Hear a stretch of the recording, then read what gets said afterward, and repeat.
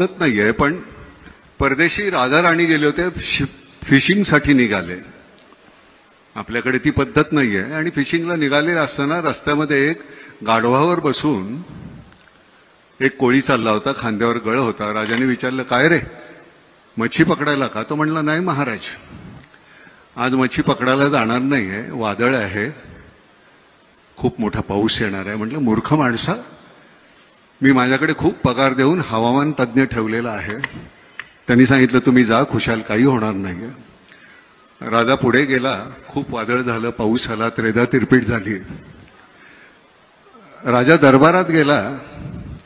प्रधानाला सांगितलं, त्या माणसाला आणा बघू, हवामान तज्ज्ञाला. त्या लाद घालून हाकलून लावा आणि त्या कोळ्याला बोलवा आणि त्याला अपॉइंट करा. कोळी आला. तो म्हणला, महाराज, मला यातलं काही कळत नाही हो. तो म्हणलं, मग त्या दिवशी कसं सांगितलंस, पाऊस येणार, वादळ होणार? तो म्हणला, माझ्या गाढवानं कान खाली टाकले की मला कळतं पाऊस येणार आणि वादळ होणार. तर म्हणलं, मग ठीक आहे, गाढवाला अपॉइंट करा. म्हणजे राजेशाही गेली, लोकशाही आली, पण ती अपॉइंट करण्याची पद्धत काही गेलेली नाही अजून. तर ही जी गंमत आहे, अरविंद इनामदार आमचे जे कमिशनर होते, त्यांची एक पद्धत होती बोलण्याची. या देवा, कसं काय देवा, काय आणू का तुम्हाला, काय देवा. त्यांच्याशी बोलताना एक दिवस ते म्हणाले, ना मला काही कळत नाही, आमच्या पोलीस खात्यातल्या लोकांना, काही मंडळी ना, सगळ्यांना नाही, पण ते का पैसे खावेसे वाटतात. अहो, आम्हाला जेवढा पगार मिळतो का नाही, तो खर्च होत नाही हो. त्या माणसाची, म्हणजे शेवटपर्यंत अरविंद इनामदारांच्या घरी ब्लॅक अँड व्हाईट टीव्ही होता, अरविंद इनामदार गेले तेव्हा सुद्धा. तर ही आपल्याकडे अशी माणसं आहेत. लालबहादूर शास्त्रींच्या घरी ज्यावेळी त्यांचे मित्र पैसे मागायला गेले, मला एक 200 रुपये पाहिजे, त्यावेळेचे 200 रुपये, लालबहादूर शास्त्री म्हणले, माझ्याकडे नाही आहेत एवढे पैसे. त्यांची बायको म्हणाली, नाही, माझ्याकडे आहेत. तिने 200 रुपये दिले काढून. शास्त्रीने विचारलं, तुझ्याकडे एवढे पैसे आले कुठून? ती म्हणली, नाही, दर तुम्ही पगारातून देताना त्यातले 5-10 रुपये मी वाचवते. त्यांनी गव्हर्नमेंटला पत्र लिहिलं की मला ह्याच्या पुढे माझा 10 रुपये पगार कमी करा. यशवंतराव चव्हाण गेले त्यावेळी त्यांच्या खात्यावर 25,000 रुपये नव्हते. आपल्या मंत्र्यांच्या, म्हणजे साधा आपला नगरसेवक आज निवडून आला की पुढच्या वर्षी तो कोट्याधीश असतो, त्याची चौकशी का नाही होत? म्हणजे मला कळतं की हा भ्रष्ट आहे,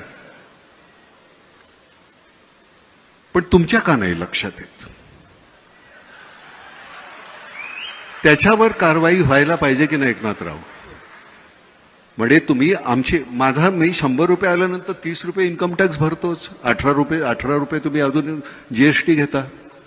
हे सगळं आम्ही केल्यानंतर सुद्धा आमच्या चौकशा होतात, तुमच्या का नाही होत?